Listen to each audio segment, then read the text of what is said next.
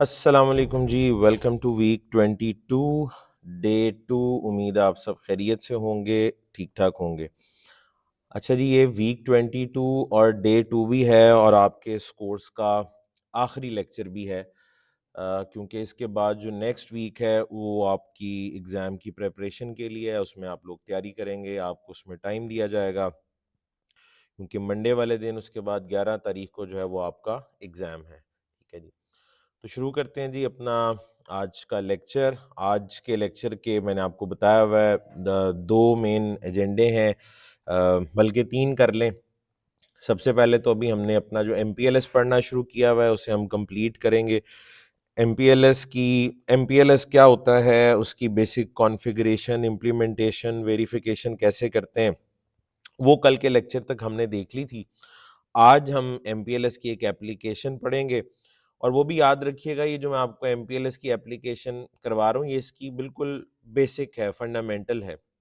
अगर इसको भी आप आगे एडवांस लेवल तक ले जाना चाहते हैं तो मेरा उसके लिए मैंने बताया था सीसीआई सर्विस प्रोवाइडर का बूट कैंप है, आप वो पढ़ें। ठीक है जी, उसमें आपको इसकी मतलब जितनी एडवांस तरीन शक्ल इसकी हो सकती है, जिस तरह हमारे आईएसपीज में ये कन्फिगर्ड है वो आपको वहाँ पे मिल जाएगा। ठीक है, लेकिन हमारे को भी कोई कोर्सेज वगैरह चल रहे हो जिसमें हम एमपीएलएस को पढ़ाएं। अच्छा, एक एमपीएलएस का एक पूरा कोर्स होता है, जाहिर अगर आप एमपीएलएस को एज कोर्स पढ़ रहे हैं तो बात डिफरेंट होगी। किसी कोर्स के अंदर एमपीएलएस को एक टॉपिक के तौर पे पढ़ रहे हैं तो जाहिर है वहाँ पे जो डिटेल्स है या जो डेप्थ है वो फिर डिफरेंट होती है। तो आज हम एमपीएलएस की एप्लीकेशन पढ़ेंगे जिसका नाम एमपीएलएस वीपीएन है। ठीक है जी, और उसके बाद आपका जो फाइनल एग्ज़ाम है उसकी मैं गाइडलाइन आपको दूंगा, आपने तैयारी कैसे करनी है, एग्ज़ाम में किस तरह से सेक्शंस कौन कौन से होंगे, सवालात जो हैं वो मार्किंग कैसे है, कितने नंबर्स के कितने क्वेश्चंस हैं, और प्लस आपने जब तैयारी करनी है तो कौन कौन से टॉपिक्स हैं। वैसे तो जब मैंने ज़ाहिर एग्ज़ाम बनाया है सारे टॉपिक्स ही सामने रखे थे, लेकिन फिर भी एक दफ़ा मैं हाईलाइट कर दूंगा कि आप अपनी तैयारी को किस तरह से करेंगे। ठीक है, बिल्कुल आपको मुश्किल नहीं लगना चाहिए, एग्ज़ाम बड़ा आसान है। ठीक है, इजीली हर बंदा कर लेगा। ठीक है, अच्छा जी, उसके बाद आज की वीक 22 की जो असेसमेंट है वो तो होनी होनी है। ठीक है जी, तो एंड पे बिल्कुल आपकी असेसमेंट होगी। एमपीएलएस आपकी जो आज की असेसमेंट है वो 100% एमपीएलएस बेस्ड है। जितना आपने कल के लेक्चर में, यूं समझ लें कल के लेक्चर में जितना एमपीएलएस पढ़ा था सारे सवालात उसी में से हैं। और आज का भी जो आपकी असेसमेंट होगी वीक 22 वाली, वो ट्रू फॉल्स बेस्ड ही है। ठीक है जी, सारे सवाल ट्रू फॉल्स की शक्ल में होंगे। ठीक है, तो आसान है, आपने अगर कल का लेक्चर ध्यान से पढ़ा था तो आप इजीली उन सवालों का जवाब दे देंगे। चलें जनाब, शुरू करते हैं आज का टॉपिक, और कोशिश करूंगा कि आपको ये आसानी से समझ आ जाए। अ, मैं ये पहले ही बता देता हूँ आपको, कुछ लोगों को ये टॉपिक हो सकता है, मैं बहुत खुले अल्फाज में तो नहीं कह सकता कि ये बड़ा मुश्किल है तो आप बस तैयार हो जाएं, आपको कुछ समझ नहीं आने वाला, ऊपर से चीज़ें गुजरेंगी, ऐसा बिल्कुल नहीं है। ठीक है जी, डेफिनेटली मेरा ये काम है कि चीज़ों को जो है वो आसान बना के आपके साथ जो है वो शेयर किया जाए। ठीक है, तो और ख़ास तौर पे ये जो एमपीएलएस वीपीएन और ये टॉपिक्स हैं, इनको तो मैं काफ़ी सारे सालों से जो है वो कवर करवा रहा हूँ। तो ये टॉपिक्स जो हैं ये काफ़ी साल से जो है वो मैं पढ़ा रहा हूँ, कवर करवा रहा हूँ। ठीक है, तो कोशिश होगी कि आपको आसानी के साथ ये बात समझ में आ जाए। चलें जी, अब शुरू करते हैं अपना आज का topic, and that is MPLS VPN. और जाहिर है ये कल के लेक्चर से जुड़ा हुआ है। कल आपको याद होगा मैंने बार बार आपको एक चीज़ पे बड़ा फोकस कर रहा था कि हमारे जितने, ये दरवाज़ा बंद करें, हमारे जितने भी प्रीफिक्सेस हैं जो आपने कल देखे थे, वो मैंने कहा था दो टाइप्स आपको नजर आएंगी। या तो आपको किसी एलएसआर का डायरेक्टली कनेक्टेड नेटवर्क नजर आ रहा होगा या नॉन एलएसआर का। तो नॉन एलएसआर हमारी डायग्राम में राउटर 1 थे और राउटर उसके बाद 5, राउटर 1 एंड राउटर 5 ये नॉन LSR थे, ठीक है। और उसके बाद था जी हमारे पास LSR जो कि 3 है, राउटर 2, 3 एंड 4। तो आपने जितना भी एनालिसिस किया था, हमारा सारे का सारा एनालिसिस था फॉर नॉन LSR प्रीफिक्स। एक चीज अभी बाकी है, LSR का जो प्रीफिक्स है उसके साथ क्या सलूक होता है, उसके लिए हमने कोई बात नहीं की। तो चले वहां से आगाज करते हैं। तो LSR का अगर हम कोई सा भी डायरेक्टली कनेक्टेड नेटवर्क पिक कर लें, उसके साथ क्या होगा, ठीक है। मिसाल के तौर पे जिस तरह राउटर 2 था, राउटर 3 है, उसके बाद राउटर 4 है, ठीक है। और इनके साथ जो डायरेक्टली कनेक्टेड नेटवर्क्स हैं, जैसे कि ये नेटवर्क्स हैं, इनके लूप बैक भी थे, वो भी इसके अंदर शामिल है। लेकिन लूप बैक आपको पता है बुनियादी मकसद जो मेरा था वो राउटर आईडीज कन्फिगर करना था, कोई कन्वर्जेंस या फॉरवर्डिंग उनकी बेस के ऊपर कराना, ये मेरा कोई प्राइमरी मकासद में से ये चीज़ शामिल नहीं थी, ठीक है। तो बहरहाल मैंने जो हमारा MPLS डोमेन थी वो आपके सामने यहाँ पे ड्रॉ कर दी है, ठीक है। अच्छा, अब यहाँ पे कहानी ये है कि आपके अब ये तीनों के तीनों आपके सामने LSR है। MPLS डोमेन जो है वो हमारी ये है। इसमें रूल आपने ये याद रखना है कि जब लेबल एलोकेशन होती है, ठीक है जी, लेबल एलोकेशन कौन करता है जी, LDP। लेबल एलोकेशन LDP कर रहा होता है, लेबल डिस्ट्रीब्यूशन प्रोटोकॉल। ये लेबल एलोकेशन भी यही करता है, उसके बाद लेबल्स की डिस्ट्रीब्यूशन भी इसी की रिस्पॉन्सिबिलिटी है।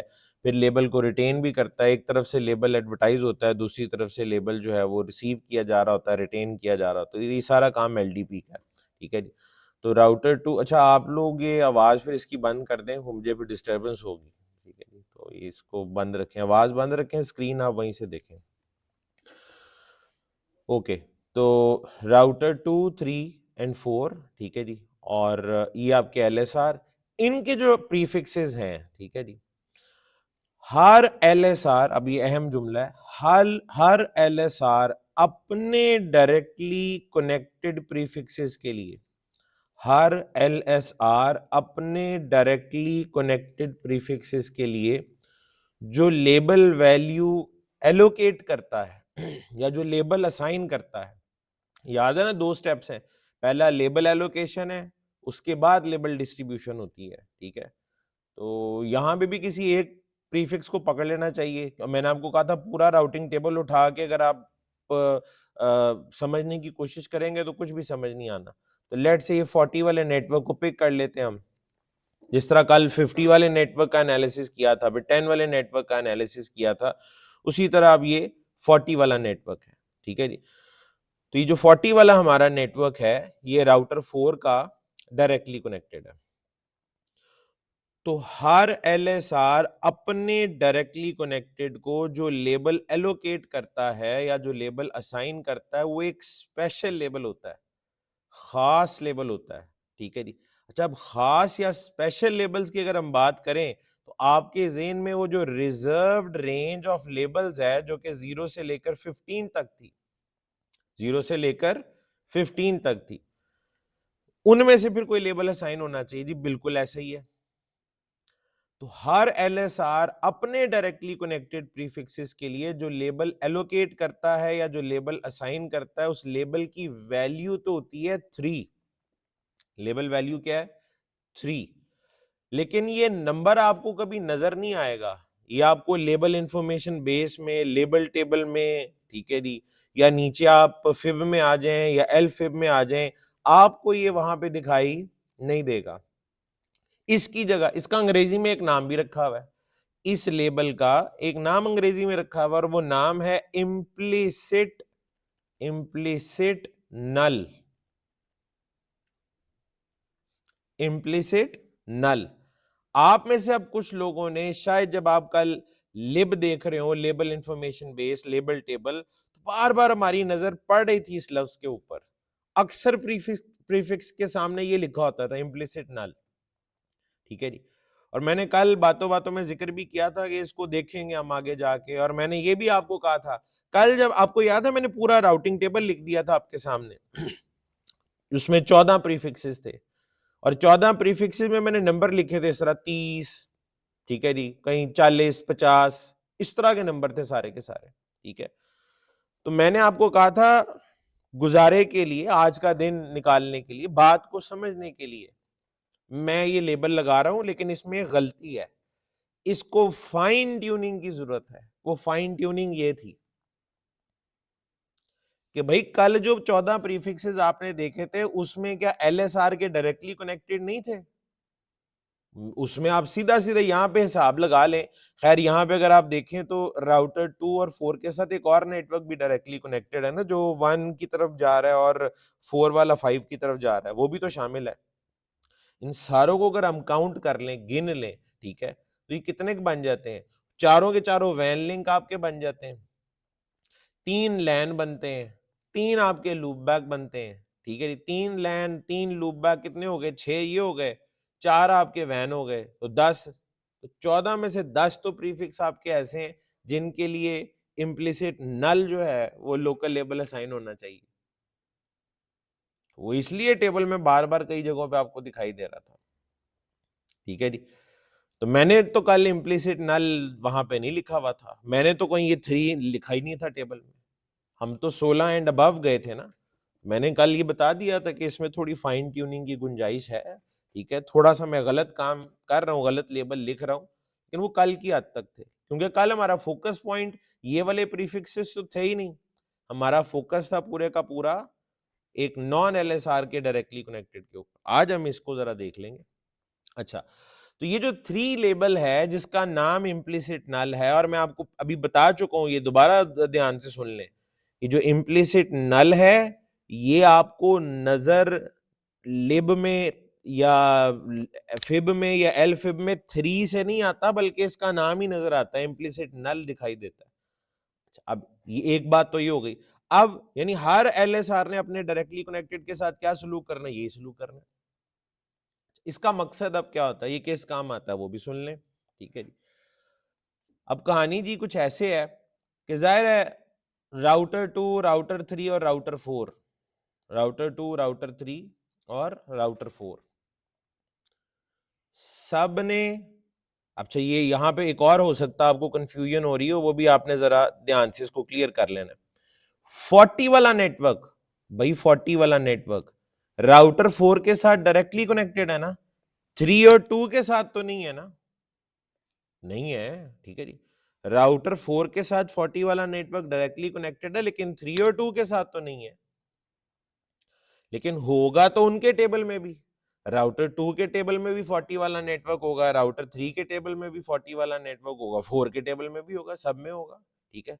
तो 40 वाला नेटवर्क यहां भी आएगा, 40 वाला नेटवर्क यहां भी आएगा, और आपको पता है लाने वाला कौन होगा? ओएसपीएफ, आपने ओएसपीएफ चलाया है। और इसके साथ क्या होगा? Directly connected. इसके साथ क्या होगा? डायरेक्टली कनेक्टेड, बिल्कुल सही है। राउटर 2 कहेगा 40 वाले नेटवर्क पे जाना है तो R3 पे जाओ, राउटर 3 कहेगा 40 वाले नेटवर्क पे जाना है तो तुम R4 पे जाओ, ठीक है जी। और राउटर 4 के साथ वो डायरेक्टली कनेक्टेड है, वो ये नहीं कहेगा अगर किसी और के पास जाओ, 4 कहेगा ये तो मेरा अपना डायरेक्टली कनेक्टेड है, ठीक। अब मेरा जुमला दोबारा ध्यान से सुने ताकि कंफ्यूजन ना हो। हर एलएसआर अपने डायरेक्टली कनेक्टेड प्रीफिक्सेस को जो लेबल एलोकेट करता है वो इम्प्लिसिट नल होता है, अपने डायरेक्टली कनेक्टेड। लेकिन एलएसआर के साथ जो डायरेक्टली कनेक्टेड प्रीफिक्सेस नहीं होते उनके लिए इम्प्लिसिट नल असाइन नहीं होता, उनके लिए 16 एंड अबव ही होता है। एलएसआर सिर्फ अपने डायरेक्टली कनेक्टेड के लिए क्या करेगा? इम्प्लिसिट नल, यानी राउटर 2 के साथ जो 4 डायरेक्टली कनेक्टेड है वो सिर्फ उनके लिए इम्प्लिसिट नल करेगा, 3 के साथ जो 4 डायरेक्टली कनेक्टेड है उनके लिए इम्प्लिसिट नल करेगा, 4 के साथ जो 4 डायरेक्टली कनेक्टेड है उनके लिए इम्प्लिसिट नल करेगा। दूसरे एलएसआर के डायरेक्टली कनेक्टेड के लिए इम्प्लिसिट नल नहीं होता। ये बात समझ आ रही है? ठीक है जी। यानी राउटर 3 जो है, राउटर 3 के लिए 40 वाला नेटवर्क देखें आप, राउटर 3 के लिए 40 वाला नेटवर्क, राउटर 2 के लिए 40 वाला नेटवर्क। क्या 40 वाला नेटवर्क 2 का डायरेक्टली कनेक्टेड है? नहीं, 40 वाला नेटवर्क 3 का डायरेक्टली कनेक्टेड है? नहीं। तो क्या वो भी इसके लिए इम्प्लीसिट नल लेबल एलोकेट करेंगे? नहीं, वो नहीं करेंगे। वो 16 से लेकर 1 मिलियन तक जो नंबर है वो उसी रेंज में असाइन करेंगे। लेकिन राउटर 4 का चूंकि ये डायरेक्टली कनेक्टेड है, तो राउटर 4 जो इसको लोकल लेवल एलोकेट करेगा वो इम्प्लीसिट नल होगा। तो मैं बताता हूं, यहां पे लिखते हैं इसको। राउटर 4 ने क्या किया जी, 40 वाले नेटवर्क के लिए, आज बात 40 वाले नेटवर्क के लिए हो रही है, वो लोकल लेबल असाइन करेगा इसको इम्प्लीसिट नल। इम्प्लीसिट नल 4 ने किया राउटर 4 ने 40 वाले के लिए। राउटर 3 इसके लिए क्या करेगा, वो भी लोकल लेबल असाइन करेगा। लेबल एलोकेशन तो होती है, सब हर प्रीफिक्स के लिए होती है। वो इम्प्लीसिट नल नहीं कर रहा होगा, वो तो कोई और वैल्यू लगाएगा। लेट से वो लगा देता है 30। राउटर 2 क्या करेगा, वो भी इसको लेबल असाइन करेगा। वो 16 से ऑनवर्ड्स 1 मिलियन तक होगा। वो वैल्यू मैं कहता हूं लेट से 20 है। 40 वाले नेटवर्क के लिए R2 ने क्या किया है 20, R3 ने क्या किया 30, R4 ने क्या किया इम्प्लीसिट नल, जिसकी वैल्यू 3 होती है लेकिन टेबल में वैल्यू नहीं नाम लिखा जाता है, इम्प्लीसिट नल लिखा जाता है। अच्छा, ये अब आपको लेबल एलोकेशन का भी पता है, आपको लेबल पता है, इसके बाद पेयरिंग होती है, लेबल डिस्ट्रीब्यूशन होती है, लेबल रिटेंशन होती है, तो वो यहां नहीं होगी, यहां भी होगी। राउटर 2 ने 40 वाले नेटवर्क को जो लेबल एलोकेट किया, क्या वो अपने पीयर को एडवर्टाइज नहीं करेगा? बिल्कुल करेगा। राउटर 2 इसे भेजेगा, राउटर 3 इसे भेजेगा, राउटर 3 इसे भी भेजेगा, राउटर 4 इसे भी भेजेगा। ठीक है जी, एरोज भी बना देता हूं। और ये जब लेबल दूसरों के पास जाते हैं तो दूसरों के पास जाके बन जाते हैं रिमोट लेबल्स। ठीक है जी, तो राउटर 2 को रिमोट लेबल कहां से मिलना है? 3 से। क्या मिलेगा राउटर 2 को 3 से? 40 वाले नेटवर्क के लिए 30। भेजने वाला कौन है? R3। भेजने वाला कौन है? R3। राउटर 3 के साथ क्या होगा? राउटर 3 को राउटर 2 भी रिमोट लेबल भेजेगा ना, और वैल्यू क्या है 20। भेजने वाला कौन है? R2। राउटर 3 को राउटर 4 भी भेजेगा ना, बिल्कुल, राउटर 3 को राउटर 4 भी भेजेगा। राउटर 4 कौन सा रिमोट लेबल भेजेगा? इम्प्लीसिट नल। उसने जब लगाए इम्प्लीसिट नल, एलोकेट इम्प्लीसिट नल किया है, तो यहां पे इम्प्लीसिट नल ही आएगा। राउटर 3 अपना लोकल लेबल किसको भेजेगा? 4 को भी भेजेगा, तो यहां जाके ये क्या बन जाएगा? रिमोट लेबल, और वैल्यू क्या होगी 30। भेजने वाला कौन है? R3। अच्छा, ये राउटर 3 को इम्प्लीसिट नल किसने भेजा था? R4 ने भेजा था। ये जो लेबल आपके सामने है, अब ये टेबल में रखे जाते हैं, इस टेबल का नाम क्या है? लिब, लेबल इंफॉर्मेशन बेस। 40 वाले नेटवर्क के लिए राउटर 2, 3 और 4 की, 40 वाले नेटवर्क के लिए राउटर 2, 3 और 4 की जो लिब है, या जो लेबल टेबल है, या जो लेबल इंफॉर्मेशन बेस है, ठीक है जी, वो ये होगी जो इस वक्त आपके सामने है। ठीक है जी। अच्छा, इसका नतीजा क्या निकलेगा वो मैं आपको बताता हूं। पैकेट आएगा लेट से पैकेट आप राउटर 1 से चलाएं। राउटर 1 से पैकेट आया राउटर 2 के पास, आपको पता है ना वो आईपी पैकेट है, एमपीएलएस डोमेन तो शुरू ही नहीं हुई अभी, राउटर 2 से शुरू होगी। तो आईपी पैकेट आया राउटर 2 पे, कहां जाने के लिए? 40 वाले नेटवर्क पे जाने के लिए। कहां जाने के लिए जी? 40 वाले नेटवर्क पे जाने के लिए राउटर 2 पे आया। राउटर 2 ने कहा जी 40 वाले नेटवर्क पे जाने के लिए ओएसपीएफ ने बताया हुआ है कि नेक्स्ट स्टॉप इज राउटर 3।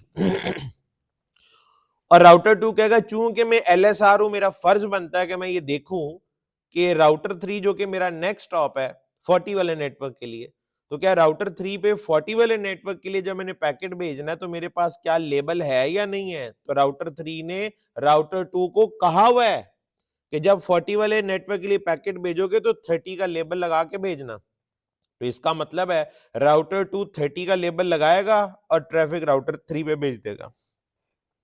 30 का लेबल लगाएगा, 30 का लेबल लगाएगा और पैकेट कहां भेज देगा?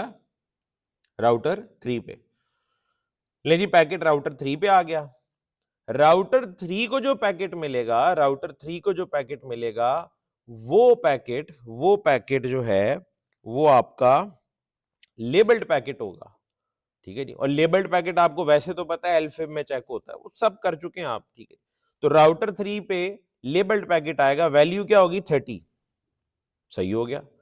जब वो राउटर 3 पे पहुंचेगा, राउटर 3 कहेगा यार मुझे पता है कि 30 का लेबल लगी हुई ट्रैफिक जो है ना वो 40 वाले नेटवर्क के लिए, वो किसके लिए जी? 40 वाले नेटवर्क के लिए। तो 40 वाले नेटवर्क पे जाने के लिए राउटर 3 कहेगा मुझे ओएसपीएफ ने बताया हुआ है, मुझे ओएसपीएफ ने बताया हुआ है कि 40 वाले नेटवर्क पे जाने के लिए next stop is router 4।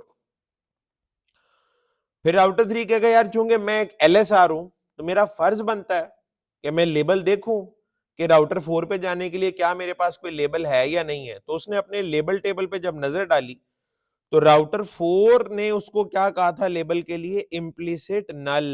Router 4 ने उसको क्या कहा था? इम्प्लिसिट नल। राउटर 4 ने उसको कहा था इम्प्लिसिट नल। ठीक है जी, राउटर 4 ने उसको कहा हुआ इम्प्लिसिट नल। लो जी, अब ये इम्प्लिसिट नल का मतलब क्या है जो आप काफी देर से जानना चाह रहे हैं। लिख तो मैंने दिया था और आपके जेहन में है कि इस लेबल की वैल्यू होती है 3, तो आपके जेहन में होगा कि 30 वाले को 3 वाले से रिप्लेस करके भेज देगा।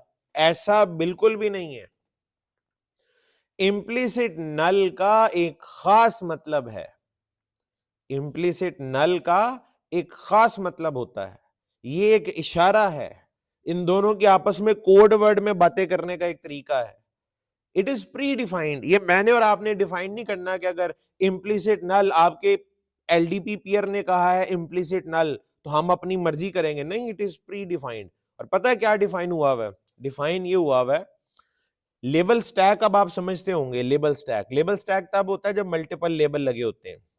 इस तरह से, इस तरह से कर लें, वर्टिकली देख लें, हॉरिजॉन्टली देख लें, इस तरह से देख लें तो मुझे मेरे ख्याल में ज्यादा आसानी हो जाती है। लेबल स्टैक, ठीक है। लेबल स्टैक की कहानी होती है, ये कोई एक लेबल लगा हुआ है आपका, ठीक है जी, फिर उसके बाद एक कोई एमपीएलएस की एप्लीकेशन का लेबल 1, लेबल 2, लेबल 3, ठीक है जी। तो ये मल्टीपल लेबल्स उस सूरत में लगते हैं, मल्टीपल लेबल्स उस सूरत में लगते हैं जब आपने एमपीएलएस के साथ उसकी कोई एप्लीकेशन भी इनेबल की हो, एमपीएलएस के साथ उसकी कोई एप्लीकेशन भी इनेबल की हो। ये बात भी पहले आपको बताई हुई है। अच्छा, लेबल 1 में बॉटम ऑफ स्टैक 0 होगा क्योंकि ये आखिरी लेबल नहीं है। लेबल 2 में भी बॉटम ऑफ स्टैक 0 होगा, लेकिन लेबल 3 में बॉटम ऑफ स्टैक जो है ना वो आपका उसकी वैल्यू 1 होती है, 1 होगी इस केस में, वो आखिरी है, बॉटम ऑफ स्टैक में 1 हो जाती है। इम्प्लीसिट नल का मतलब अब आप समझें, इम्प्लीसिट नल का मतलब ये होता है कि आपका हमसाया आपको ये कह रहा है, आपका हमसाया आपको ये कह रहा है कि भाई तुम्हारे लेबल स्टैक में जो टॉप लेबल है, आपके लेबल स्टैक में जो टॉप लेबल है, ठीक है जी, हमारे केस में जो टॉप लेबल है दैट इज लेबल 1। सबसे पहले ये आता है ना लेयर 2 के बाद, ये लेयर 2 हेडर है और इधर लेयर 3 है, तो टॉप लेबल इसको माना जाता है, टॉप लेबल इसको, क्योंकि सबसे पहले यही आएगा।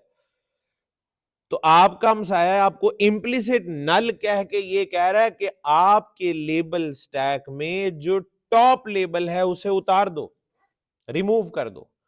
टॉप लेबल रिमूव करके पैकेट आपने मुझे भेजना है, टॉप लेबल रिमूव करके आपने पैकेट मुझे भेजना है। आपने क्या करना है? टॉप लेबल को रिमूव कर देना है और फिर आपने पैकेट मुझे भेजना है, ठीक है। अब यहां पे ये भी एक साइंस है भाई, अगर लेबल ही आपका एक हुआ, लेबल ही एक है और वही फिर बॉटम ऑफ स्टैक भी है, अच्छा बॉटम ऑफ स्टैक भी वही है, टॉप भी वही है, टॉप भी वही है, बॉटम भी वही है, यहां पे लेयर 2 है, यहां पे लेयर 3 है। पैकेट ये आपने तो एमपीएलएस की फिलहाल एप्लीकेशन नहीं ना चलाई हुई, कोई आपके केस में कोई एप्लीकेशन नहीं चल रही, ठीक है जी। तो आपके केस में अब क्या होगा? एक ही लेबल होगा, ठीक है जी। अच्छा, यहां पे अब ये भी सुन लें, ये जो एमपीएलएस का लेबल आपने अब तक देखा है ना, जब से आप लेबल देख रहे हैं वो एप्लीकेशन वाला लेबल नहीं है, वो एमपीएलएस का लेबल है। एमपीएलएस का जो लेबल आप देख रहे हैं इसको हम कहते हैं MPLS transport label, MPLS transport label. Transport label का सिर्फ इतना सा काम होता है, इतना सा मकसद होता है, ये आपको आपके नेक्स्ट स्टॉप तक लेके जा सकता है, बस इससे ज्यादा इसका काम नहीं है। एमपीएलएस ट्रांसपोर्ट टेबल का काम क्या है? नेक्स्ट स्टॉप पे लेके जाना, बस, इससे ज्यादा नहीं। 2 से 3 पे जाना है उसके लिए एक लेबल होगा, 3 से 4 पे जाना है उसके लिए एक लेबल होगा। तो आपके नेक्स्ट स्टॉप तक लेके जाना एमपीएलएस डोमेन में, ये आपके ट्रांसपोर्ट लेबल का काम होता है।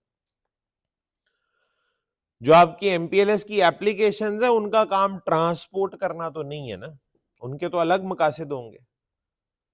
तो जो लेबल आप अब तक, कल से आज तक जिससे आपका वास्ता पड़ा है, वो लेबल एमपीएलएस ट्रांसपोर्ट लेबल है। यानी 2 तरह के लेबल होते हैं, या एमपीएलएस एप्लीकेशन का लेबल होता है, या एमपीएलएस ट्रांसपोर्ट लेबल होता है। और जो ट्रांसपोर्ट लेबल है वो हमेशा आपका टॉप पे ही होता है, बाहर, टॉप लेबल, ठीक है जी। और अगर आपने एमपीएलएस की कोई एप्लीकेशन नहीं ना इनेबल की हुई, तो आपका होता ही सिर्फ ट्रांसपोर्ट लेबल है, वही टॉप होता है और वही बॉटम भी होता है, ठीक है जी। तो अगर आपने एप्लीकेशन इनेबल की हुई है तो आपका जो टॉप लेबल है वो रिमूव हो जाएगा, बाकी लेबल रहेंगे।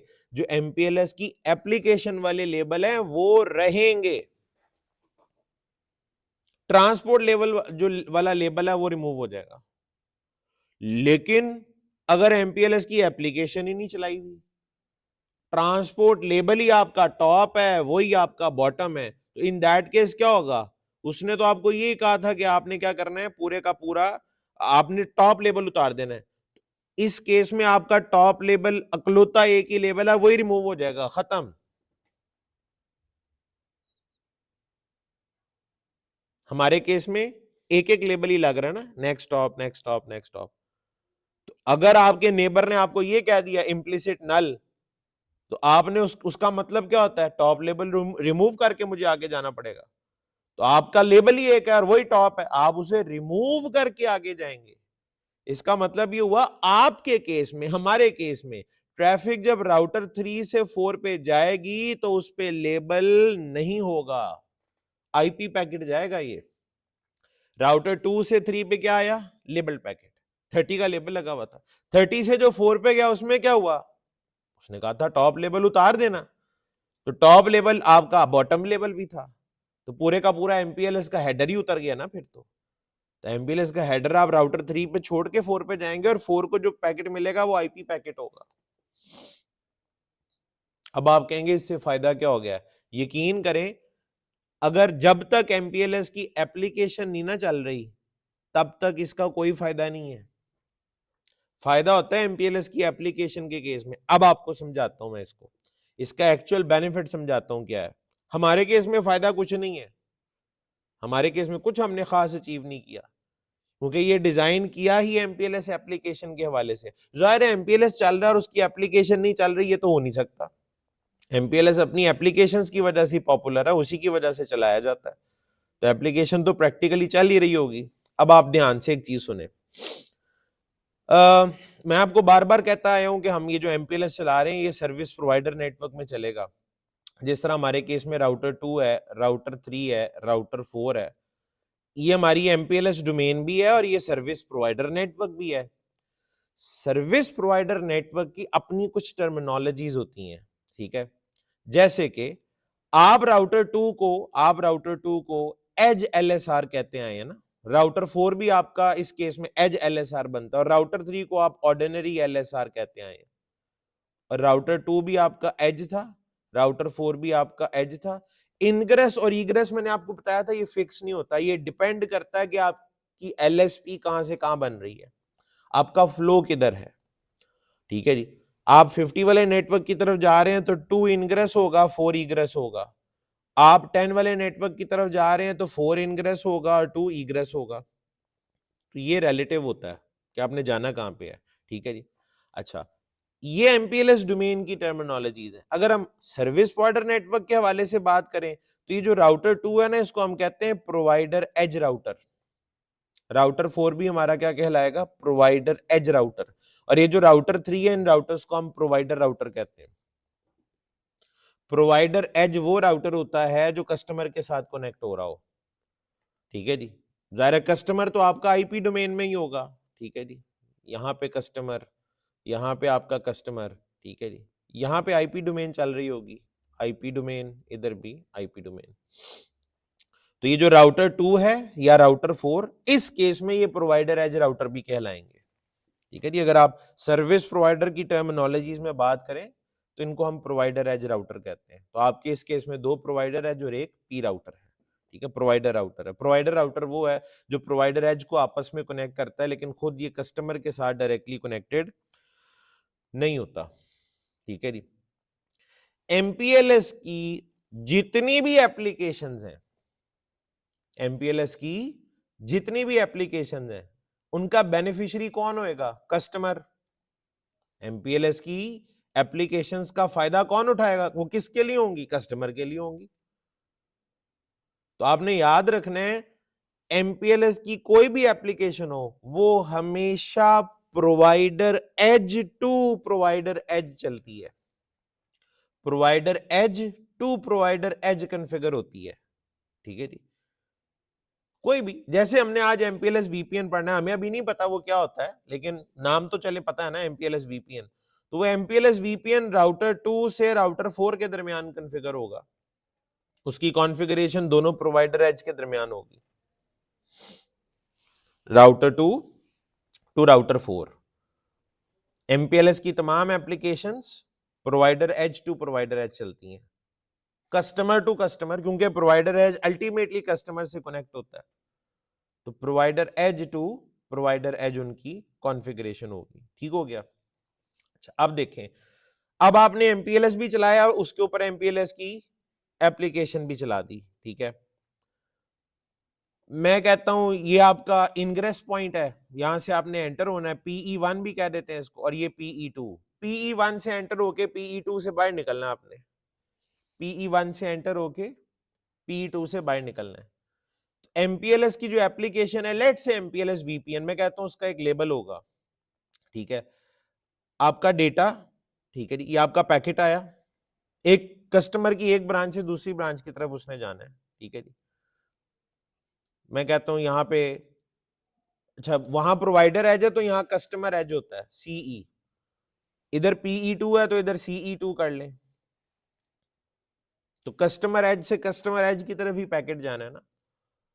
ठीक है जी, आपके केस में वो राउटर 1 बना हुआ ना, राउटर 1 है इधर, और इधर एक राउटर 5 है जो आईपी डोमेन में है। तो आप यूं कह लें राउटर 1 से 2 पे पैकेट आया, तो पैकेट राउटर 1 से 2 पे आया या कस्टमर के नेटवर्क से PE1 पे आ गया, आईपी डोमेन से एमपीएलएस डोमेन में आ गया, यूं भी कर सकते हैं। अब इसके ऊपर क्या होना है? लेबल लगने हैं। ले जी, सबसे पहले तो लगेगा लेबल। अगर आपकी एप्लीकेशन एमपीएलएस वीपीएन है तो मैं कहता हूं ये आपका वो वीपीएन वाला लेबल लग गया। कौन सा लेबल है जी? एमपीएलएस के वीपीएन का लेबल लग गया। ठीक है, अच्छा उसके बाद अगला लेबल अब आपका कौन सा लगेगा? Transport label. 2 लेबल हो गए, इसमें बॉटम ऑफ स्टैक 0 होगा, इसमें बॉटम ऑफ स्टैक 1 होगा। ठीक है जी,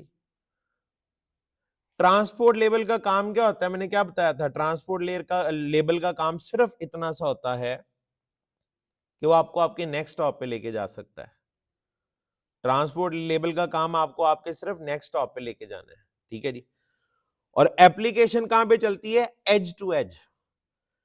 ये जो वीपीएन वाला लेबल यहां पे अटैच हुआ है ना प्रोवाइडर एज 1 पे, ये लगा यहां पे है ना, ये उतरेगा दूसरे एज पे जाके। अभी का एज टू एज एप्लीकेशन चलती है, तो एक एज से ये लेबल लगता है तो दूसरे एज पे ही जाके उतरेगा, उससे पहले नहीं उतरेगा। ये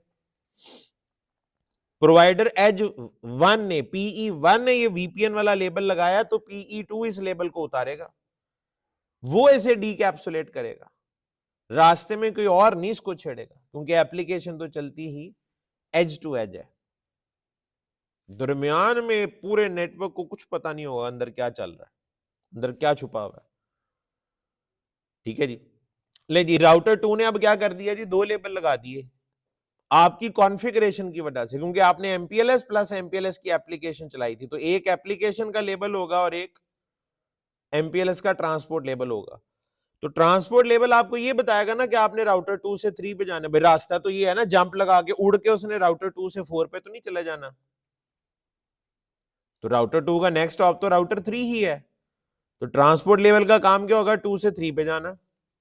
लो जी, 2 से वो आ गया 3 पे, इसके लिए एक लेबल वैल्यू असाइन हुई होगी ना, इसके लिए क्या हुआ होगा, एक लेबल वैल्यू असाइन हुई होगी। ठीक है, वो 30, 40, 50 कुछ भी।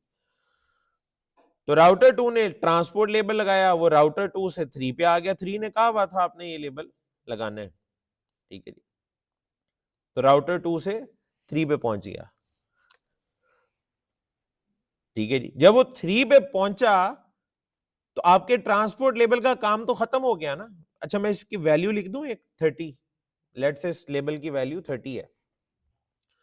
तो 2 से 3 पे जो पैकेट जाएगा उसमें लेबल क्या लगा होगा, 30। राउटर 3 पे आ गया, राउटर 3 ने वो लेबल पढ़ लिया, उस 30 का काम खत्म हो गया। तो क्या आपका पूरा लेबल स्टैक खाली हो गया या अभी कोई लेबल बचा हुआ है? उसमें बचा हुआ है, कौन से वाला, वीपीएन वाला लेबल, एमपीएलएस की एप्लीकेशन वाला लेबल तो बचा हुआ है ना अभी, उसके साथ तो कुछ नहीं हुआ। अब आगे देखें क्या होने लगा। राउटर 4 प्रोवाइडर एज राउटर है, PE2। राउटर 4 क्या है, PE2 आपका एज राउटर है जिसकी तरफ आप जा रहे थे। राउटर 4 आपकी मंजिल है। राउटर 4 की पहचान उसका कोई ना कोई इंटरफेस ही होगा ना, उसका लूप बैक, उसका उसका कोई डायरेक्टली कनेक्टेड नेटवर्क। राउटर 4 को आइडेंटिफाई कैसे करेंगे आप, उसके किसी इंटरफेस से, उसके किसी आईपी से करेंगे ना, डायरेक्टली कनेक्टेड आईपी से ही उसकी पहचान हो रही होगी। ठीक है, अच्छा, अब राउटर 3 जो है उससे जो अगला हॉप है राउटर 4, वो आखिरी हॉप है फॉर दैट एप्लीकेशन। एमपीएलएस की जो एप्लीकेशन है उसका पहला हॉप कौन था, राउटर 2, और आखिरी हॉप कौन है, राउटर 4। यानी राउटर 4 आखिरी है, वहां पे वो उस एप्लीकेशन वाले आपने लेबल को क्या करना है, डीकैप्सुलेट करना है। तो राउटर 4, अब आपको पता है राउटर 3 को क्या कहेगा, राउटर 4 ने राउटर 3 को कहा होगा कि मेरे पास अब तुम जो फलाने नेटवर्क के लिए, वो ज़ाहिर है किसी कस्टमर का ही नेटवर्क होगा ना। ठीक है जी, 40 वाला नेटवर्क इसको मान लें, ये लें 40 वाला नेटवर्क, या हमारे केस में ये एक्चुअल में ये वाला लिंक जो था इसका आईपी क्या है, 4.0.0.0, यूं कर लेते हैं। एक एलएसआर अपने डायरेक्टली कनेक्टेड के लिए उसने कौन सा लोकल लेबल लगाया होता है, इम्प्लिसिट नल। तो राउटर 4 राउटर 3 को क्या कहेगा, अपने डायरेक्टली कनेक्टेड प्रीफिक्स के लिए, अपने पास आने के लिए राउटर 3 को क्या कहेगा, इम्प्लिसिट नल कहेगा। इम्प्लिसिट नल का क्या मतलब होता है कि तुम्हारे पास जो लेबल्ड पैकेट आ रहा है ना, उसका टॉप लेबल उतार दो और पैकेट मेरे पास भेज दो। जो लेबल स्टैक है ना, लेबल स्टैक, उसका टॉप लेबल उतार दो और बाकी जो बचे वो मेरे पास भेज देना। राउटर 4 3 को यही कहेगा। राउटर 3 के पास अब क्या चीज है जी, 30 वाला लेबल अंदर है और उसके अंदर क्या छुपा हुआ है, वीपीएन वाला लेबल, एमपीएलएस की एप्लीकेशन वाला लेबल छुपा हुआ है। तो 4 ने 3 को क्या कहा है, तुम क्या करो, टॉप लेबल उतार दो, तो 30 वाला लेबल उतर जाएगा। तो उसने कहा बस टॉप लेबल उतारो और जो बाकी बचे मेरे पास भेज देना। राउटर 3 के पास बाकी जो बचा वो क्या था, एप्लीकेशन का लेबल। अब वो जब राउटर 4 पे पहुंचा तो मुझे बताएं, राउटर 4 पे जब वो पहुंचा तो मल्टीपल लेबल पढ़ने पड़ेंगे उसको, क्या सिर्फ एक लेबल जो कि कौन सा लेबल था, एप्लीकेशन का लेबल था। और मैंने आपको क्या कहा था, एप्लीकेशन लेबल कहां पढ़ा जाता है, कहां खोलते हैं उसको हम, एज टू एज। वो एक एज से लगता है दूसरे एज पे उतर जाता है। तो राउटर 4 के पास जब लेबल्ड पैकेट आया, अब लेबल्ड ही आएगा, उसमें दो लेबल लगे होंगे कि एक लेबल लगा होगा, एक लेबल लगा होगा, और वो लेबल कौन से, एप्लीकेशन का लेबल। तो फायदा क्या हुआ है राउटर 4 के ऊपर, एज के ऊपर फायदा क्या हो रहा है आपको, एज एलएसआर के ऊपर बेनिफिट क्या हो रहा है, आपको मल्टीपल लेबल्स को प्रोसेस नहीं करना पड़ रहा। वरना डबल डबल लुकअप होता, पहले वो लुकअप करता, एक लेबल उतारता, फिर दोबारा लुकअप करता, फिर वो एप्लीकेशन वाला लेबल पढ़ता और उसको उतारता, ठीक है जी, और आगे अपना एक्शन लेता। इस हरकत का फायदा क्या हुआ है? इसका फायदा ये हुआ है कि जो एज राउटर है उसके ऊपर आपको डबल लुकअप नहीं करना पड़ता, बल्कि किसी को भी डबल लुकअप नहीं करना पड़ा इसकी वजह से। जो एज राउटर है ना, किसी भी एज एलएसआर, यानी जो डायरेक्टली कनेक्ट, किसी भी एलएसआर का जो डायरेक्टली कनेक्टेड होता है वो उसके लिए एज होता है ना। राउटर 440 वाले नेटवर्क के लिए एज है, राउटर 44 वाले नेटवर्क के लिए एज है, राउटर 4 अपने लूप बैक के लिए भी एज है, आखिरी राउटर है। तो जो लास्ट राउटर होता है, जो अल्टीमेट राउटर होता है, जो अल्टीमेट राउटर होता है, आपने उसका ट्रिक देखा वो क्या कर रहा है? वो अपने से एक पहले राउटर के ऊपर ना जो टॉप लेवल है वो उतरवा देता है, ताकि एज के ऊपर डबल डबल लुकअप की कोई गुंजाइश ही ना बचे। क्योंकि एज के ऊपर चांसेस तो इसी बात के कि कोई ना कोई एप्लीकेशन चल ही रही होगी, कोई ना कोई आपका एप्लीकेशन वाला लेबल होगा। एज राउटर बड़ा स्मार्टली प्ले करता है। एज राउटर कहता है भाई तुम अपने से आखिरी राउटर को, यहां पे टर्म बड़ी इंपॉर्टेंट लिखने लगा, एक होता है अल्टीमेट, एक होता है अल्टीमेट, एक होता है पेनल्टीमेट। यूं समझ लें, ये अगर लास्ट है ना तो पेनल्टीमेट सेकंड लास्ट होता है, अल्टीमेट लास्ट है तो पेनल्टीमेट सेकंड लास्ट है। तो अल्टीमेट राउटर जो है वो अपने पेनल्टीमेट राउटर को क्या कह रहा है? टॉप लेवल उतार देना बस, क्योंकि बड़ा चालाक है वो कहता है टॉप लेवल उतर जाएगा ना तो अंदर बचेगा सिर्फ एप्लीकेशन वाला लेवल, वो मैं आराम से पढ़ लूंगा और मुझे दो दो लेवल्स को प्रोसेस करना नहीं पड़ेगा। और उसके लिए वो स्मार्टली प्ले क्या करता है? एमपीएलएस के अंदर बिल्ट इन ये फीचर मौजूद है कि अपने डायरेक्टली कनेक्टेड के लिए आपने अपने पेनल्टीमेट राउटर को, यानी अपने सेकंड लास्ट राउटर जो आपके लिए एलएसपी में बनेगा, उसे पहले से कह दो लेबल ना लगा के भेजना। ये नहीं कहेगा लेबल ना लगा के भेजना, कहना जो भी लेबल स्टैक है उसका टॉप लेबल उतार दो बस, आपके पास जो पैकेट पहुंचेगा, ठीक है जी, वो फिर जनाब आपका होगा तो लेबल्ड, लेकिन सिर्फ उसमें एप्लीकेशन लेबल होगा, उसमें ट्रांसपोर्ट लेबल नहीं होगा। इस कॉन्सेप्ट को कहते क्या है जी? इस कॉन्सेप्ट को एमपीएलएस में कहते हैं PHP, penultimate hop popping, penultimate hop popping, penultimate hop popping, penultimate hop popping, PHP. हर एलएसआर अपने डायरेक्टली कनेक्टेड के लिए एज ही होता है ना, आखिरी राउटर है ना, क्योंकि आप तो मंजिल हैं, आपका डायरेक्टली कनेक्टेड नेटवर्क मंजिल मतलब वो किसी ना किसी की अल्टीमेट डेस्टिनेशन होगी। तो आप हमेशा अपने डायरेक्टली कनेक्टेड के लिए अपने हमसायों को कहते हैं इम्प्लिसिट नल, और उसका मतलब क्या है? टॉप लेवल उतार देना जो भी है, ताकि बाकी जो टॉप लेवल ट्रांसपोर्ट लेवल है वो उतर जाएगा, तो बाकी क्या बचेगा? एप्लीकेशन लेवल, ठीक है जी। अच्छा, अब ये अलग बात है आप पे एप्लीकेशन चल रही है या नहीं चल रही, रूल यही है। तो अगर सिर्फ इसका मतलब है एप्लीकेशन नहीं चल रही तो सिर्फ ट्रांसपोर्ट लेवल बचेगा, तो ट्रांसपोर्ट लेवल उतर जाएगा और आपको फिर आईपी पैकेट मिल रहा होगा, ऐसा ही होगा। तो जाहिर सी बात है, मैंने आपको पहले बताया एमपीएलएस की एप्लीकेशन के बगैर तो चलाने की तुक्की कोई नहीं बनती। यानी आपने जो कल चलाया वो तो आगाज था ना, पहले एमपीएलएस चलेगा फिर एमपीएलएस की एप्लीकेशन चलेगी, ठीक है। ये पूरे एमपीएलएस का ना मुश्किल तरीन कॉन्सेप्ट है ये पीएचपी वाला। अगर समझ आ गया है तो बड़ी अच्छी बात है, नहीं आया तो वक्त के साथ साथ ही आएगा, रिवाइज करके आएगा, लैब्स करके आएगा, ठीक है जी। पहली दफा आप एमपीएलएस पढ़े हो, एमपीएलएस की एप्लीकेशन पढ़ने जा रहे हो और पीएचपी का कॉन्सेप्ट पहली दफा आपके सामने आया और 100% समझ आ जाए, ये होता तो मुश्किल है। लेकिन अगर बात समझ में आई है तो मुबारक हो आपको, वेरी गुड। ठीक है जी। तो पीएचपी क्या है जी? Penultimate hop popping. यहां पे अब लफ्ज आ रहा है पॉप का, पॉप लेबल, पॉप लेबल, और एक लफ्ज है अनटैग्ड। भाई ये दोनों में बहुत फर्क है। आप लोगों का वास्ता कल अनटैग्ड से पढ़ा था, पॉप लेबल नहीं। पॉप लेबल नजर जरूर आ रहा होगा आपको। कल जब हमने एलफिब देखी थी, show MPLS forwarding table, pop label जगह जगह आ रहा था और अनटैग्ड भी आ रहा था।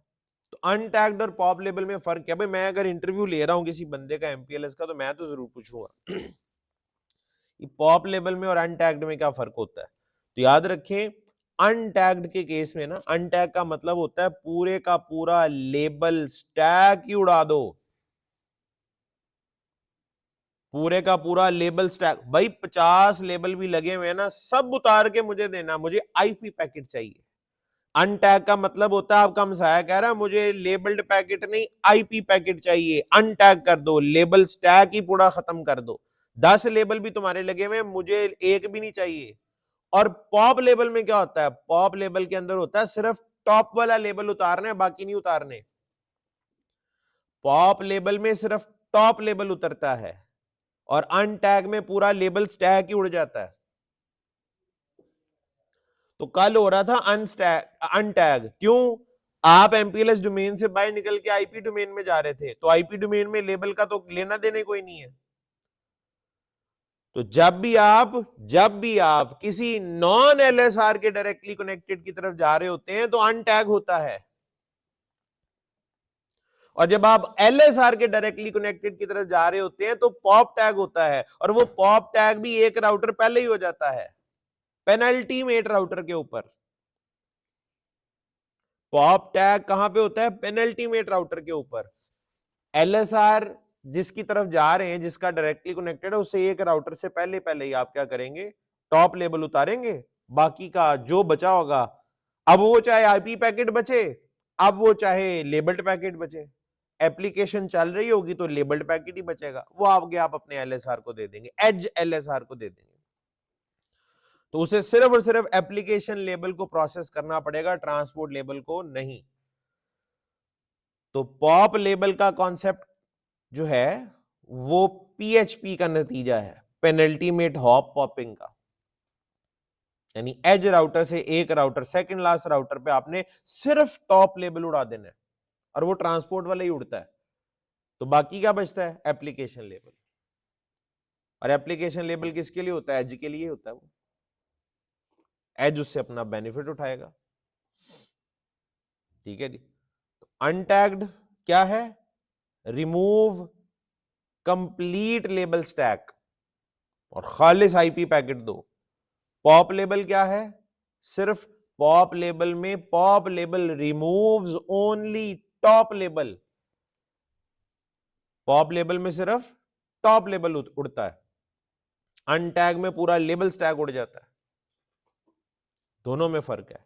ठीक है जी। तो ये पीएचपी के कॉन्सेप्ट के बगैर, पेनल्टीमेट हॉप पॉपिंग के कॉन्सेप्ट के बगैर हम एमपीएलएस की किसी एप्लीकेशन को पे हाथ तो डाल ही नहीं सकते। जाहिर है जी, अब बारी आ गई है एमपीएलएस की एप्लीकेशंस की। ये काफी सारी हैं। आपको मजीद एप्लीकेशंस पढ़ने में दिलचस्पी हो तो सीसीआई सर्विस प्रोवाइडर का बूट कैंप आपके पास है, आप जरूर देखें। लेकिन आज अपने इस लेक्चर में एमपीएलएस की जिस एप्लीकेशन का मैं तारुफ कराने जा रहा हूं, ठीक है जी, दैट इज एमपीएलएस वीपीएन। ठीक है जी। Let's start with MPLS VPN. MPLS VPN. MPLS तो आपको पता है जी, multi protocol label switching, multi protocol label switching. और वीपीएन क्या होता है जी? Virtual private network. Virtual private network, VPN, virtual private network. ठीक है जी। मेरा टॉपिक वीपीएन नहीं है, एमपीएलएस वीपीएन है, लेकिन मैं थोड़ा सा वीपीएन का आपको तारुफ करा देता हूं, मोटा मोटा जनरली। दुनिया में कई तरह के वीपीएन है। अब तो इतनी टाइप्स के वीपीएन है, गिनती मुश्किल हो गई है, लेकिन मेन कैटेगरीज उनकी दो ही हैं। यानी अगर हम कैटेगराइज करें तो दो कैटेगरीज बनती हैं, हर कैटेगरी के अंदर फिर मल्टीपल टाइप्स के आपको वीपीएन नजर आते हैं, वो तो अब लंबी चौड़ी फेहरिस्त है।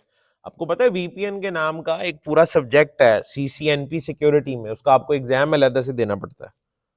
सीसीएनपी सिक्योरिटी अगर आपको करना है ना, तो सीसीएनपी सिक्योरिटी में एक एग्जाम आपको सिक्योरिटी कोर का देना पड़ता है, वो कंपलसरी है। और उसके बाद मल्टीपल रेंज है कॉन्सेंट्रेशन एग्जाम्स की, वो $300-300 के एग्जाम है। सिक्योरिटी कोर $400 का है, बाकी $300-300 के आपके एग्जाम्स होते हैं। उनमें वीपीएन का भी एक सब्जेक्ट है, पूरा सब्जेक्ट है एक। वीपीएन कोई छोटा सा टॉपिक नहीं है, इट्स अ कंप्लीट सब्जेक्ट, ठीक है। तो जाहिर है आप में से अगर उसको भी आगे जाके पढ़ना चाहता है तो आप पढ़ सकते हैं, ठीक है। मैंने आपको आज एक मैसेज किया था व्हाट्सएप पे, उसमें कुछ बड़े अहम अल्फाज थे। ये जो अभी तक आपने पढ़ा ना, ये कोई एंड नहीं है, ये आपकी जर्नी का आगाज है। अभी तो सिर्फ फंडामेंटल आपके कवर हुए हैं। आप अब यूं समझें अपने आप को, आप इस काबिल हो गए कि अब आप आगे चीजों को पढ़ सकते हैं, आप समझ सकते हैं, ठीक है जी। बहुत सारी डायमेंशन हैं, बहुत सारे रास्ते हैं, ठीक है जी। आप सिक्योरिटी की तरफ जा सकते हैं, आप सर्विस प्रोवाइडर टेक्नोलॉजीज की तरफ जा सकते हैं, आप एंटरप्राइज को पढ़ सकते हैं, आप वायरलेस नेटवर्किंग पढ़ना चाहें वो आप पढ़ सकते हैं, अब डेटा सेंटर टेक्नोलॉजीज है वो पढ़ सकते हैं, ठीक है जी। तो ये इसको एंड ना समझें कि बस कर लिया जो करना था, कुछ भी नहीं, अभी तो ये सिर्फ आगाज है, ठीक है जी। तो आगे बहुत कुछ पढ़ने को है, लेकिन एक बात है, अब आप आगे कुछ भी पढ़ेंगे ना तो आपको चीजें समझ जरूर आएंगी, आसानी हो जाएगी आपके लिए आगे बढ़ने के लिए, ठीक। आप ऑटोमेशन की तरफ जाना चाहें वो भी जा सकते हैं। ऑटोमेशन तो डेफिनेटली आपकी, अगर आप एक अच्छे डेवलपर हैं, आपकी प्रोग्रामिंग लैंग्वेजेस के ऊपर अच्छी ग्रिप है, इन दैट केस आप फिर नेटवर्क ऑटोमेशन के बारे में सोचें। अदरवाइज अगर आपको प्रोग्रामिंग पसंद नहीं है तो वो तो रास्ता क्लोज ही समझें आप, ठीक है जी। तो उस तरफ आप डेफिनेटली नहीं जाएंगे, बाकी बथेरी ऑप्शन हैं जिन पे आप जा सकते हैं। अच्छा, ये वीपीएन का एक जनरल सा बुनियादी कॉन्सेप्ट क्या है, ठीक है जी। वर्चुअल प्राइवेट नेटवर्क, ठीक है जी। हमें प्राइवेट नेटवर्क का पता है ना, बड़े अच्छे तरीके से पता है। मैं कहता हूँ कोई सी भी ऑर्गेनाइजेशन उठा लें, आप बैंक पिक कर लें चले, ठीक है जी। तो बैंक के प्राइवेट नेटवर्क से क्या मुराद है, बैंक की बहुत सारी ब्रांचेस होती हैं, ठीक है जी। लेट्स से ये बैंक की 2 ब्रांचेस हैं, और प्राइवेट नेटवर्क में हमें पता है वो इस तरह 172.16.0.0/16 एक ये प्राइवेट नेटवर्क आपका चल रहा है एक ब्रांच में, दूसरी ब्रांच में आपका एक और प्राइवेट नेटवर्क चल रहा है, वो 10 वाला नेटवर्क आपने वहां पे असाइन किया हुआ है। आप ये भी कर सकते हैं, आप 10 वाला नेटवर्क एक बड़ा नेटवर्क है ना, उसके सबनेट बना लें। एक सबनेट एक ब्रांच में दे दिया, एक दूसरे में दे दिया, एक तीसरे में, चौथे में, पांचवें में। तो आप मल्टीपल ब्रांचेस में सबनेट्स भी यूज कर सकते हैं, अलग-अलग, मतलब पूरी पूरी क्लास बी का नेटवर्क, क्लास ए का नेटवर्क जरूरत नहीं है। आप नंबर ऑफ यूजर्स देख के क्लास ए का एक ही नेटवर्क पकड़े 10 वाला, उसके सबनेट बना लें, वो यूज कर लें। क्लास बी का नेटवर्क पिक किया, उसके सबनेट बना लें, वो यूज कर लें, बिल्कुल किया जा सकता है। तो ये आपका प्राइवेट नेटवर्क है, 2 अलग अलग ब्रांचेस हैं उसकी। बैंक भी हो सकता है, कोई भी ऑर्गेनाइजेशन हो सकती है, और जियोग्राफिकली दुनिया के 2 अलग जगहों पे आएंगे। और मैं ये चाहता हूं कि मेरे ये दोनों प्राइवेट नेटवर्क आपस में कनेक्ट हो जाए, ठीक है जी। मेरे इन दोनों प्राइवेट नेटवर्क्स को ऐसे लगे जैसे they are directly connected with each other. ये हम एस्टेब्लिश कर चुके हैं कि ये पॉसिबल नहीं है कि मैं एक तार एक जगह से लगाऊं और निकालूं और दूसरी जगह जाके कनेक्ट कर दूं, एक स्विच उधर रखूं, एक स्विच इधर रखूं और तार पकड़ूं और उनको आपस में कनेक्ट कर दूं। मेरे लिए ये अफोर्डेबल नहीं है, इतने इन्वेस्टमेंट करना, इतनी केबल इन्वेस्ट करना, इतनी ढेर सारी अथॉरिटी से लाइसेंसेस और परमिट्स लेना मेरे बस की बात नहीं है। इतनी इन्वेस्टमेंट करके जो मुझे मिलेगा वो वारा नहीं खाता, समझ में नहीं आता, ठीक है जी। तो इस काम के लिए service providers, internet service providers मौजूद होते हैं, हम उनको थोड़े से पैसे देते हैं हर महीने, ये काम वो कर देंगे हमारे लिए। तो इसके लिए आपको पता है फिर दरमियान में क्या होता है जी, पब्लिक नेटवर्क होता है जो कि हमारा इंटरनेट है, और हम अपने आईएसपीज के थ्रू ही इस पब्लिक नेटवर्क को इस्तेमाल कर रहे होते हैं।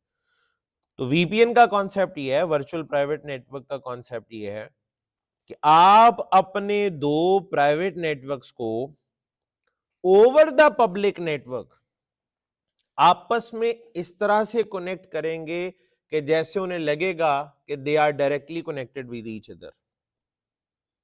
अपने प्राइवेट नेटवर्क्स को आपस में ओवर द पब्लिक नेटवर्क इस तरह से कनेक्ट करवाना कि जैसे उन्हें फील हो कि they are directly connected with each other. Public network को यूज करते हुए प्राइवेट नेटवर्क्स की आपस में कनेक्टिविटी, इसे हम वीपीएन कहते हैं। वीपीएन की डेफिनेशन में एक ही अहम लफ्ज है, एक, ठीक है जी, और वो पता क्या है? वो है आइसोलेशन। आइसोलेशन समझाता हूं क्या है।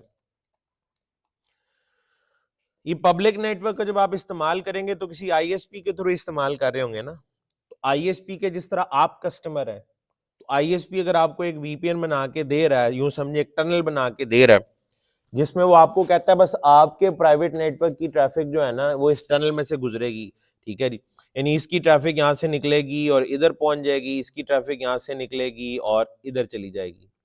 सर्विस प्रोवाइडर की मदद से आप ये काम कर रहे हैं, हाँ जी, आईएसपी की मदद से कर रहे हैं। आईएसपी के क्या आप ही कस्टमर हैं दुनिया में? नहीं, और भी बहुत सारे हैं। क्या बाकी कस्टमर्स भी वीपीएन बना रहे होंगे? हाँ जी, वो भी वीपीएन बना रहे होंगे। उनकी ट्रैफिक भी इसी पब्लिक नेटवर्क से जानी है जी, उनकी ट्रैफिक भी इसी पब्लिक नेटवर्क से जानी है। तो आईएसपीस को बस ये ख्याल रखना पड़ता है कि जब आप पब्लिक नेटवर्क के ऊपर क्लाइंट के लिए वीपीएन बना रहे हो तो वो इस तरह से बनाना है कि मुख्तलिफ क्लाइंट्स की ट्रैफिक को एक दूसरे से आइसोलेटेड रखना है। ये ना हो मेरे प्राइवेट नेटवर्क में किसी अस्पताल की का डेटा आना शुरू हो जाए, या मेरा डेटा किसी और प्राइवेट नेटवर्क में लीक होना शुरू हो जाए, क्योंकि ट्रैफिक जानी तो इस एक ही नेटवर्क से है ना, सड़क तो एक ही बनी हुई है। तो मेरी ट्रैफिक और दूसरों की ट्रैफिक को एक दूसरे से आइसोलेटेड रखा जाए। तो वीपीएन की जो डेफिनेशन है उसकी जो एक प्रॉपर मतलब उसके अंदर जो मेन टर्म है that is isolation.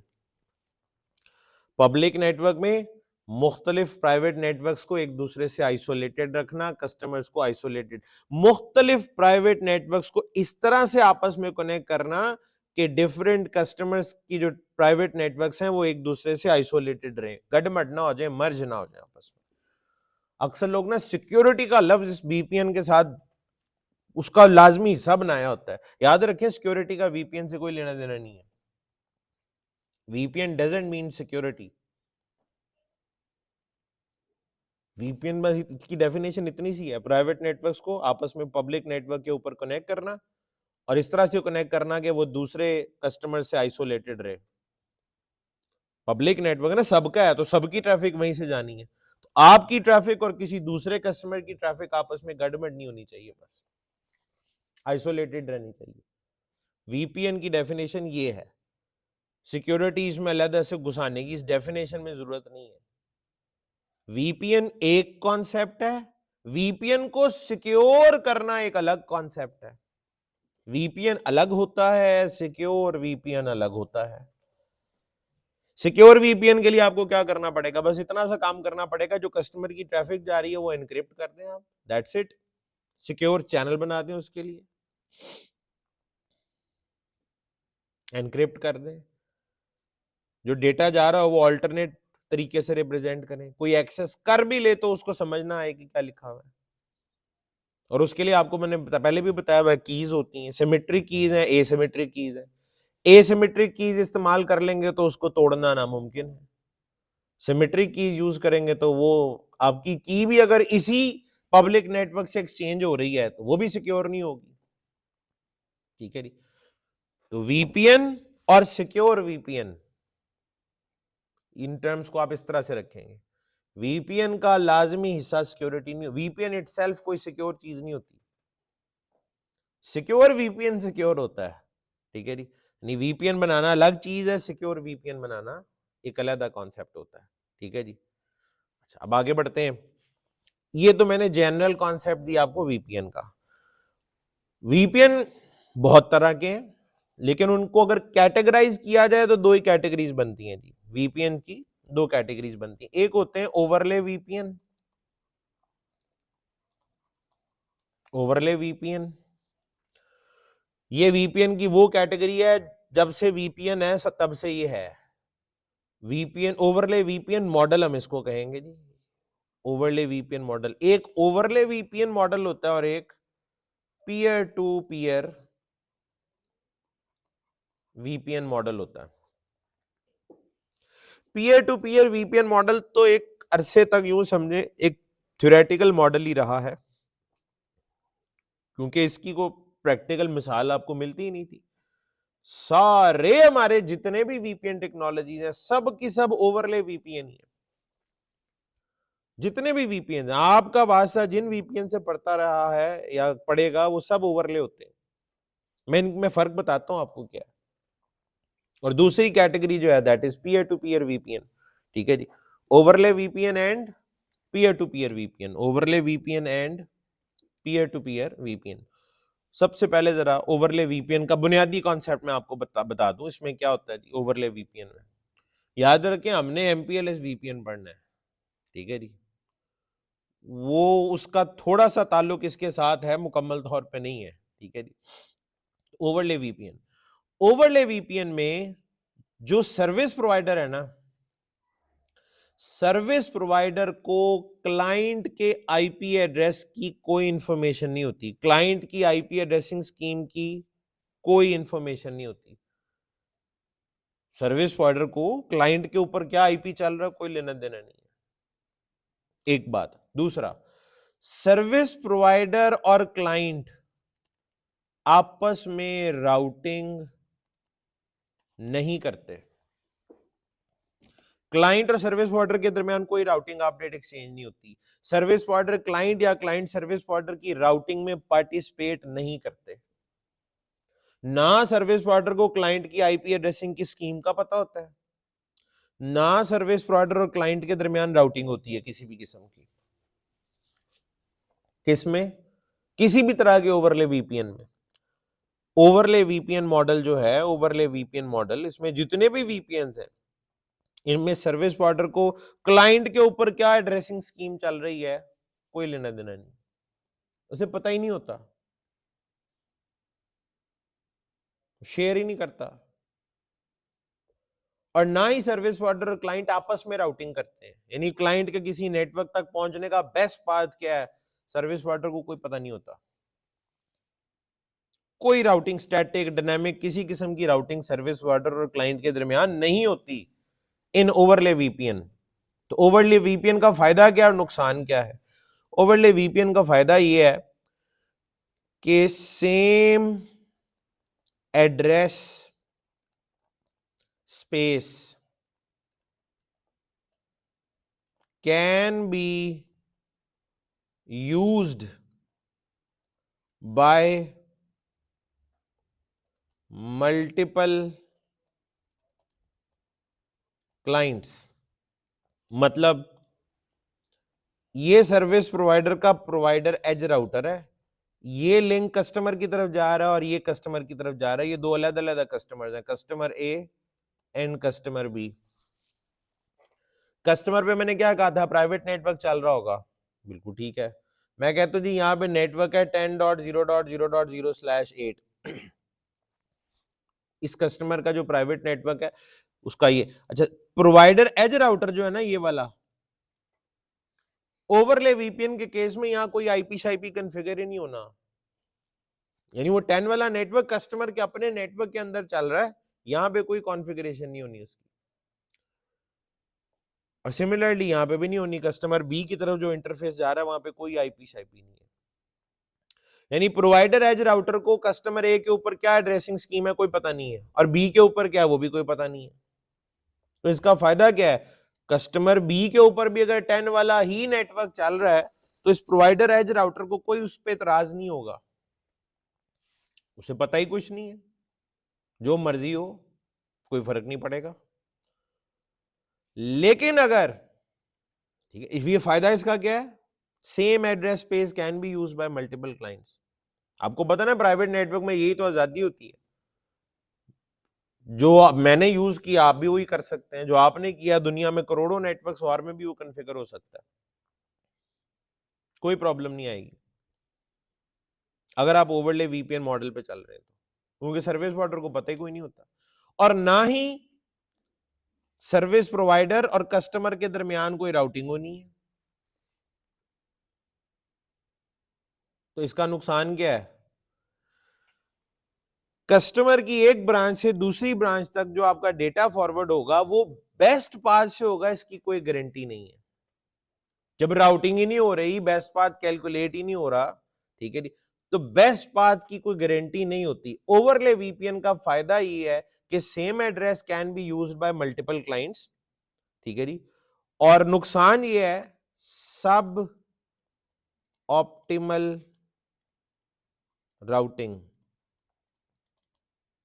Best path की कोई गारंटी नहीं है कि आपकी एक ब्रांच से दूसरी ब्रांच तक जो डेटा पहुंचेगा वो किस रास्ते से जा रहा है, वो बेस्ट है या नहीं है।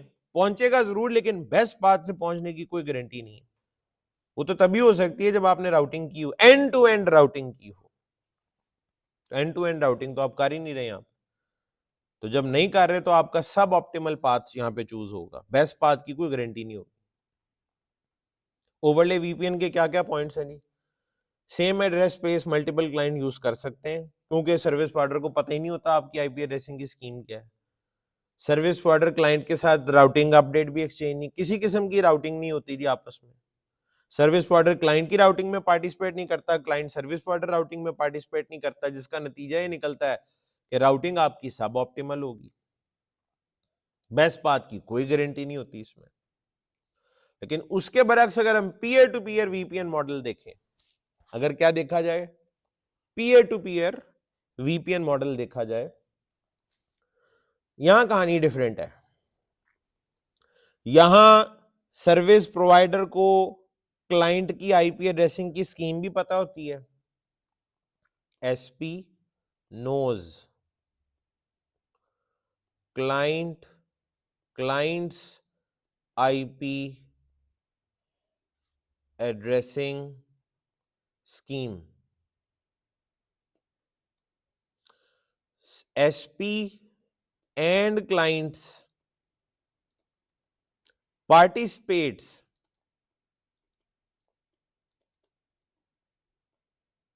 in each other's routing,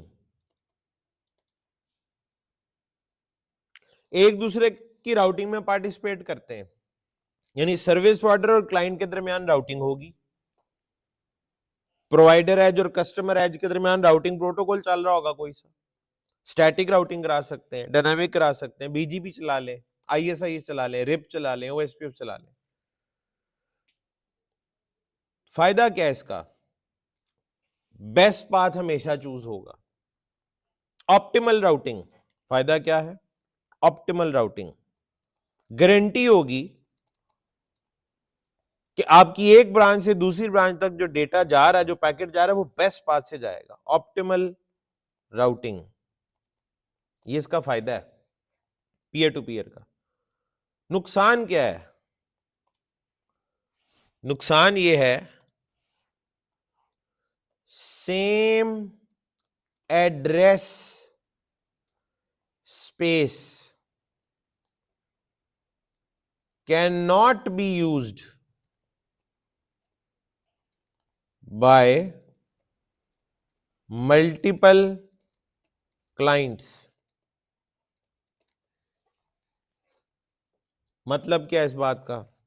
इधर ही देखें, ये है प्रोवाइडर एज राउटर, ये इसका ईथरनेट 0, तो ये इसका ईथरनेट 1। ये एक कस्टमर के साथ कनेक्ट हो रहा है जाके, और ये दूसरे कस्टमर के साथ कनेक्ट हो रहा है। अब सर्विस प्रोवाइडर चूंकि क्लाइंट के साथ राउटिंग में पार्टिसिपेट भी कर रहा है, और इसको अब क्लाइंट के आईपी भी पता होते हैं, लिहाजा अब राउटर, ये प्रोवाइडर एज राउटर के इस ईथरनेट 0 पे भी आईपी कॉन्फ़िगर होगा। लेट्स से 10.0.0.1 इधर है, बाकी 10 वाला नेटवर्क इस पूरे नेटवर्क में चल रहा होगा। यानी ये राउटर का, प्रोवाइडर एज राउटर का ईथरनेट 0 कस्टमर के प्राइवेट नेटवर्क का पार्ट है, ठीक, और ये आपस में राउटिंग भी करेंगे, ठीक है। अच्छा, उसके बाद अब आप मुझे बताएं कि क्या ये पॉसिबल है कि ये जो बी है इस पे भी अगर 10 वाला नेटवर्क ही कॉन्फ़िगर्ड है, इस कस्टमर पे भी प्राइवेट नेटवर्क यही कॉन्फ़िगर्ड है, अब ये भी पहुंच जाता है इस आईएसपी के पास, जनाब मैंने भी सर्विसेज लेनी है आपसे, मैं अपनी 2 ब्रांचेस के दरमियान कनेक्टिविटी कराना चाह रहा हूं, आप आ गए इस प्रोवाइडर एज राउटर, उसने जब आपकी एड्रेसिंग स्कीम देखी, पीयर टू पीयर मॉडल की बात हो रही है, तो वो कहेगा जी ये मेरा ये जो ईथरनेट 1 है ये आपके प्राइवेट नेटवर्क का हिस्सा होगा, कनेक्ट करेंगे हम इसको। तो जब एड्रेसिंग स्कीम देखी जाएगी वो तो 10 वाली है, तो आपको यहाँ पे ईथरनेट 1 पे 10 वाले नेटवर्क का कोई ना कोई आईपी देना पड़ेगा ना, वो 10.001 भी हो सकता है इत्तेफाक से। अब आप मुझे बताएं यहाँ प्रॉब्लम क्या आएगी। राउटर का राउटिंग टेबल के कुछ उसूल याद होंगे।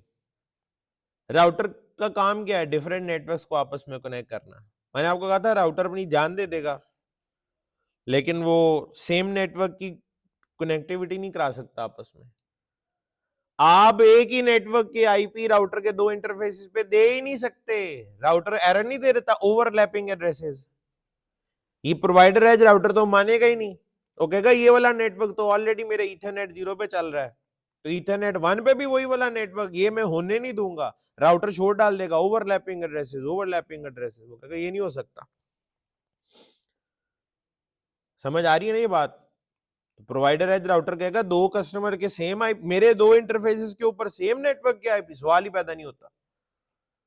तो इसका मतलब क्या हुआ, फिर हर कस्टमर की एड्रेसिंग स्कीम डिफरेंट होनी चाहिए, तो ये तो जिंदगी मुश्किल नहीं हो जाएगी। कस्टमर आपके पास आया सर्विसेज लेने के लिए, ये मेरा प्राइवेट नेटवर्क है, मैं अपनी दूसरी ब्रांच से कनेक्टिविटी कराना चाह रहा हूँ, वो दुनिया के फलाने हिस्से में है, मुझे आपकी सर्विसेज चाहिए। आप उससे पहला सवाल ही पूछें आपकी एड्रेसिंग स्कीम क्या है, वो कहे जी 10 वाला नेटवर्क चल रहा है, आप कहेंगे दौड़ जाओ, क्योंकि 10 वाला नेटवर्क तो मेरे किसी ऑलरेडी कस्टमर ने यूज किया हुआ है, तो वो तो हो नहीं सकता।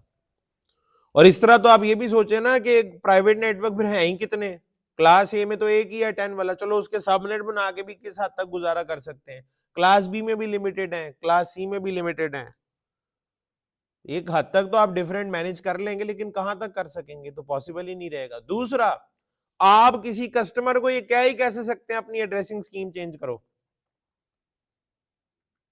उसके प्राइवेट नेटवर्क में ऑलरेडी एक नेटवर्क चल रहा है, उसमें स्टैटिकली भी आईपी कॉन्फ़िगर्ड है, उसमें डायनामिकली भी कॉन्फ़िगर्ड है, उसमें सर्वर्स भी कॉन्फ़िगर्ड है, उसमें आईपी कैमरास भी लगे हुए हैं जिन पे आप आईपी फोन्स भी हैं, प्रिंटर्स भी हैं, बायोमेट्रिक सिस्टम भी, कहां कहां उन्होंने आईपी असाइन किए हुए हैं।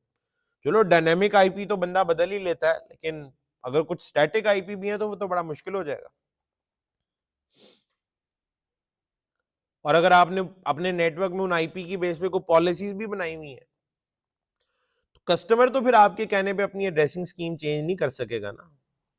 कस्टमर कहेगा मैं कोई और फिर देख लेता हूँ, हिसाब किताब लगा लेते हैं हम कुछ, ये तो नहीं मैं कर सकता, मेरे लिए इतना इजी नहीं है कि मैं अपनी एड्रेसिंग स्कीम, ये इतना बड़ा चैलेंज था हुजूर के IPv6 में जो यूनिक लोकल एड्रेस है, मैंने आप लोगों को उसमें सूडो रैंडम एल्गोरिदम के बारे में बताया था। ये एड्रेस स्पेस का सेम होना, ठीक है जी, ये एक बड़ा मसला है, ठीक है जी। तो यहाँ IPv4 में तो वो है, फिर अब क्या करें, इसका क्या सोल्यूशन है, ये तो चल ही नहीं पाएगा, पॉसिबल ही नहीं है। पीयर टू पीयर मॉडल ये कहता है, पीयर टू पीयर मॉडल ये कहता है कि जनाब आप जो हैं वो कस्टमर की आईपी एड्रेसिंग स्कीम भी आप कस्टमर के नेटवर्क का हिस्सा होंगे, यानी आपका प्रोवाइडर एज राउटर का एक इंटरफेस जो है कस्टमर के प्राइवेट नेटवर्क का हिस्सा होगा, आप पे भी वही आईपी कॉन्फ़िगर्ड होगा, आप कस्टमर की राउटिंग में पार्टिसिपेट करेंगे, ठीक है जी। पीयर टू पीयर मॉडल तो ये है, लेकिन जब उसमें हम ये देखते हैं कि अगर प्रोवाइडर एज राउटर एक है, तो सेम तो आप फिर एक राउटर के टेबल में सेम नेटवर्क तो हो नहीं सकते, तो क्या करें, इसका क्या इलाज है, क्या सोल्यूशन है। याद रखें एक लंबे अरसे तक ये peer to peer model theoretical model ही रहा है, ये यूज नहीं हो सका। अब आके और MPLS VPN को जबरदस्ती इस कैटेगरी में डाला जाता है, और ज्यादातर लोग इस पे भी एग्री नहीं करते। MPLS VPN एक क्यों समझे कैटेगरी एक अलग है, लेकिन वो है पीयर टू पीयर जैसी, यानी वो पीयर टू पीयर वाला मॉडल ही तकरीबन फॉलो कर रही होती है, ओवरले वाला नहीं है उसमें। तो ये तो प्रैक्टिकल लगता ही नहीं है ना, बातों की हद तक ही है। अच्छा, अगर इसको प्रैक्टिकल बनाने, एक बंदा कहे नहीं जी मैंने करना है, यही करना है, मुझे ऑप्टिमल पाथ चाहिए और मैं राउटिंग करना चाह रहा हूं क्लाइंट और सर्विस प्रोवाइडर और क्लाइंट के दरमियान, इसको कैसे पॉसिबल बनाया जा सकता है, उसका तरीका समझे। ठीक है जी, जुमला है, इंपॉर्टेंट चीज है। एक राउटर के राउटिंग टेबल में, एक राउटर के राउटिंग टेबल में दो इंटरफेसेस पे सेम नेटवर्क आईडी नहीं हो सकती, ऐसा ही है। तो सोचने वालों ने ना ये जुमला दोहराते गए, एक राउटर के राउटिंग टेबल में दो इंटरफेसेस की नेटवर्क आईडी सेम नहीं हो सकती। तो एक बंदे ने कहा अगर राउटर ही दो कर दें,